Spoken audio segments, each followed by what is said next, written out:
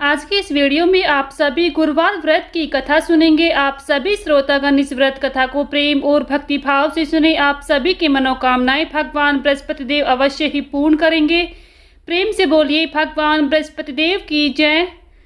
बृहस्पतिवार व्रत कथा के अनुसार प्राचीन समय की बात है। एक नगर में एक बड़ा व्यापारी रहता था। वह जहाजों में माल लदवाकर दूसरे देशों में भेजा करता था। वह जिस प्रकार अधिक धन कमाता था उसी प्रकार जी खोलकर दान भी करता था, परंतु उसकी पत्नी अत्यंत कंजूस थी। वह किसी को एक दमड़ी भी दान नहीं देती थी। एक बार सेठ जब दूसरे देश व्यापार करने गया तो पीछे से भगवान बृहस्पति देव ने साधु वेश में उसकी पत्नी से भिक्षा मांगी। व्यापारी की पत्नी बृहस्पति देव से बोली, हे साधु महाराज, मैं इस दान पुण्य से तंग आ गई हूँ। आप कोई ऐसा उपाय बताएं जिससे मेरा सारा धन नष्ट हो जाए और मैं आराम से रह सकूं। मैं यह धन लुटता हुआ नहीं देख सकती। बृहस्पति देव ने कहा, हे देवी, तुम तो बड़ी अजीब हो, विचित्र हो। संतान और धन से भला कोई दुखी होता है। अगर अधिक धन है तो इसे शुभ कार्यों में लगाओ, कुंवारी कन्याओं का विवाह कराओ, विद्यालय और बाग बगीचों का निर्माण कराओ। ऐसे पुण्य कार्य करने से तुम्हारा लोक परलोक सार्थक हो सकता है। परंतु साधु की इन बातों से व्यापारी की पत्नी को खुशी नहीं हुई। उसने कहा कि मुझे ऐसी धन की आवश्यकता नहीं है जिसे मैं दान दूं।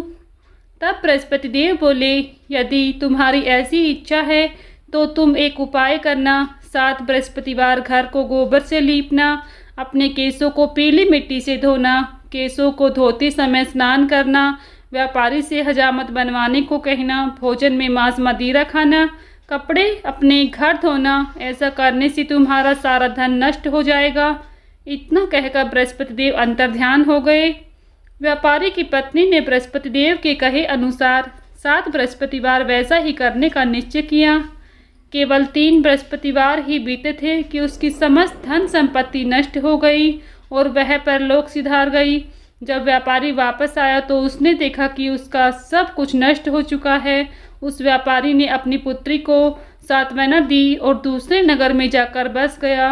वह वहाँ जंगल से लकड़ी काट कर लाता और शहर में बेचता। इस तरह वह अपना जीवन व्यतीत करने लगा।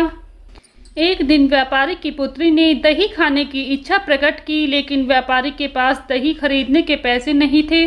वह अपनी पुत्री को आश्वासन देकर जंगल में लकड़ी काटने चला गया।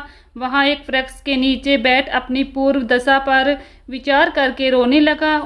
उस दिन बृहस्पतिवार था। तभी वहां बृहस्पति देव साधु के रूप में सेठ के पास आए और बोले, हे मनुष्य, तू इस जंगल में किस चिंता में बैठा है? तब व्यापारी बोला, हे महाराज, आप सब कुछ जानते हैं। इतना कहकर व्यापारी अपनी कहानी सुनाकर रो पड़ा। बृहस्पति देव बोले, देखो बेटा, तुम्हारी पत्नी ने बृहस्पति देव का अपमान किया था, इसी कारण तुम्हारा यह हाल हुआ है। लेकिन अब तुम किसी प्रकार की चिंता मत करो। तुम गुरुवार के दिन बृहस्पति देव का पाठ करो। 2 पैसे के चने और गुड़ को लेकर जल के लोटे में शक्कर डालकर वह अमृत प्रसाद अपने परिवार के सदस्यों और कथा सुनने वालों में बांट दो। स्वयं में प्रसाद और चरणामृत लो। भगवान तुम्हारा अवश्य ही कल्याण करेंगे। साधु की बात सुनकर व्यापारी बोला, महाराज, मुझे तो इतना भी धन नहीं बचता है कि मैं अपनी पुत्री को दही लाकर दे सकूं।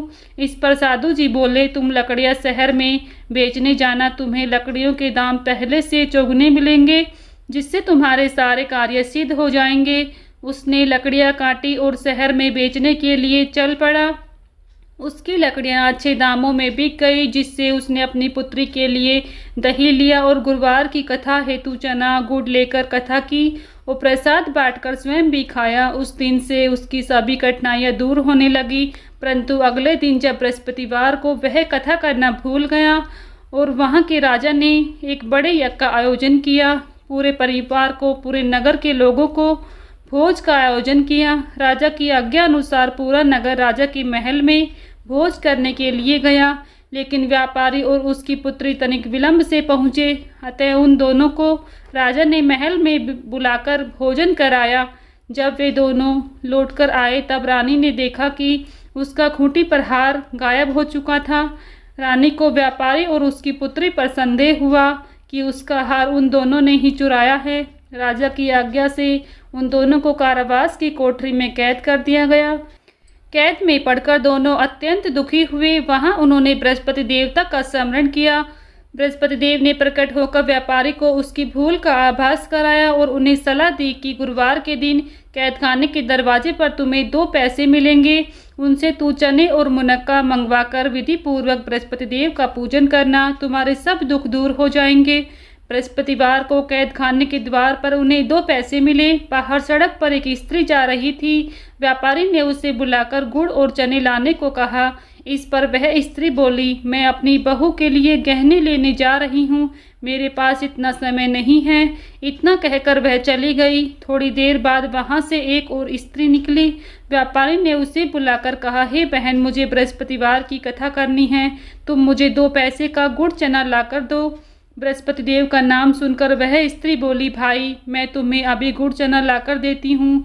मेरा इकलौता पुत्र मर गया है, मैं उसके लिए कफन लेने जा रही थी, लेकिन मैं पहले तुम्हारा काम करूँगी, इसके बाद अपने पुत्र के लिए कफन लाऊंगी।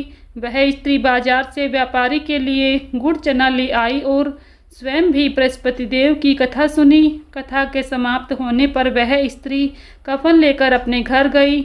घर पर लोग उसके पुत्र की लाश को राम नाम सत्य कहते हुए शमशान ले जाने की तैयारी कर रहे थे। स्त्री बोली, मुझे अपने लड़के का मुख देख लेने तो। अपने पुत्र का मुख देखकर उस स्त्री ने उसके मुख में प्रसाद और चरणामृत डाला। प्रसाद और चरणामृत के प्रभाव से वह पुनः जीवित हो गया। पहली स्त्री जिसने बृहस्पतिवार का बृहस्पति देव भगवान का निरादर किया था, वह जब अपने पुत्र के विवाह हेतु पुत्र वधू के लिए गहने लेकर लौटी और जैसे ही उसका पुत्र घोड़ी पर बैठकर निकला, वैसे ही घोड़ी ने ऐसी उछाल मारी कि वह घोड़ी से गिरकर मर गया। यह देख स्त्री रो रो कर बृहस्पति देव से क्षमा याचना करने लगी। उस स्त्री की याचना से बृहस्पति देव साधु वेश में वहां पहुंचकर कहने लगे, देवी, तुम्हें अधिक विलाप करने की आवश्यकता नहीं है, यह बृहस्पति देव का अनादर करने के कारण हुआ है। तुम वापस जाकर मेरे भक्त से क्षमा मांगकर कथा सुनो, तब ही तुम्हारी मनोकामना पूर्ण होगी। जेल में जाकर उस स्त्री ने व्यापारी से माफ़ी मांगी और कथा सुनी। कथा के उपरांत वह प्रसाद और चरणामृत लेकर अपने घर वापस गई।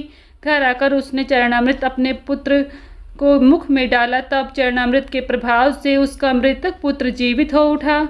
उसी रात्रि बृहस्पति देव राजा के सौपन में आए और बोले, हे राजन, तूने जिस व्यापारी और उसकी पुत्री को जेल में कैद कर रखा है वह बिल्कुल निर्दोष है। तुम्हारी रानी का हार वहीं खूंटी पर टंगा है।